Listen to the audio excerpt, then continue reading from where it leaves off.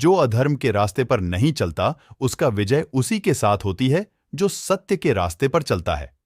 संघर्ष भरी जिंदगी में कामयाब होने के लिए आपको धैर्य और समझदारी दोनों की जरूरत होती है। जीवन का सफर बहुत ही लंबा होता है, इसलिए आपको हमेशा उच्च उद्देश्यों का चयन करना चाहिए। सफलता के लिए निरंतर दृढ़ संकल्प और समर्पण जरूरी होता है। यदि आप यह दोनों विशेषताओं से वंचित हैं, तो आप कभी सफल नहीं होंगे।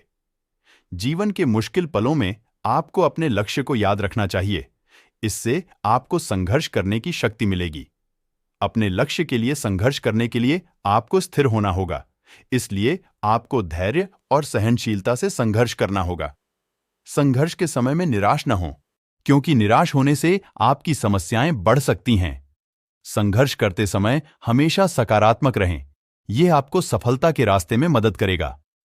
श्री कृष्ण हमें समझाते हैं कि हमें अपने कर्तव्यों का पालन करना चाहिए और उन्हें पूर्णतः निभाने के लिए संघर्ष करना चाहिए। सफलता के लिए आपको अपनी जिज्ञासा को बढ़ाना चाहिए और इसे निरंतर संवेदनशीलता के साथ जीना चाहिए। श्री कृष्ण की मोटिवेशनल शायरी से हम सीखते हैं कि संघर्ष के दौरान हमें अपने संघर्ष को सामने रखना चाहिए। इससे हम अपनी मनोदशा को नियंत्रित कर सकते हैं और इस संघर्ष में हमें हर दिन सीखना चाहिए। संघर्ष के दौरान आपको हमेशा सकारात्मक रहना। श्री कृष्ण की मोटिवेशनल शायरी से हम सीखते हैं कि अपने जीवन में सफल होने के लिए हमें धैर्य और सहनशीलता रखनी चाहिए। जीवन में संघर्ष से नहीं घबराना चाहिए, इससे हमें नई ऊंचाइयों की तरफ आगे बढ़ने में मदद मिलेगी। श्री कृष्ण की मोटिवेशनल शायरी से हमें सीखते हैं कि जीवन में दृढ़ संकल्प और उत्साह रखना बहुत महत्वपूर्ण है। श्री कृष्ण के उपदेशों से हमें यह समझ मिलता है कि सफलता के लिए आपको धैर्य और कड़ी मेहनत के साथ काम करना होगा। संघर्ष से निराश नहीं होना चाहिए, इससे हमें सीखने और सुधार करने का अवसर मिलता है। जब आप स्वयं को जानते हैं, तभी आप अन्य लोगों को समझ सकते हैं।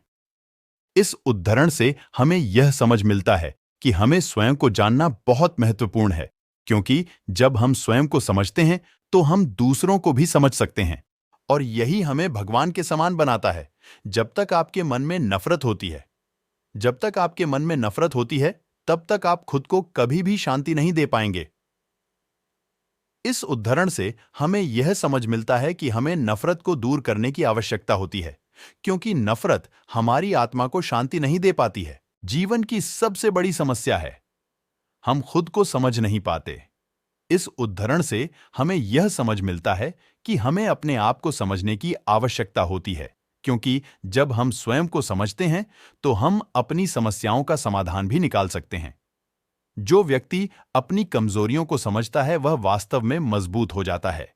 इस उद्धरण से हमें यह समझ मिलता है कि हमें अपनी कमजोरियों को समझने की आवश्यकता होती है, क्योंकि जब हम अपनी कमजोरियों को समझते हैं तो हम उन्हें अपने फायदे में बदल सकते हैं। अगर आप एक सफल व्यक्ति बनना चाहते हैं, तो अपने सपनों को पूरा करने के लिए कभी नहीं डरना चाहिए।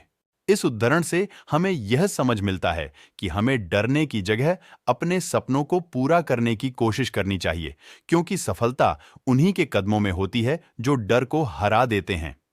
इस उद्धरण से हमें यह समझ मिलता है कि हमें डरने की जगह अपने सपनों को पूरा करने की कोशिश करनी चाहिए, क्योंकि सफलता उन्हीं के कदमों में होती है जो डर को हरा देते हैं।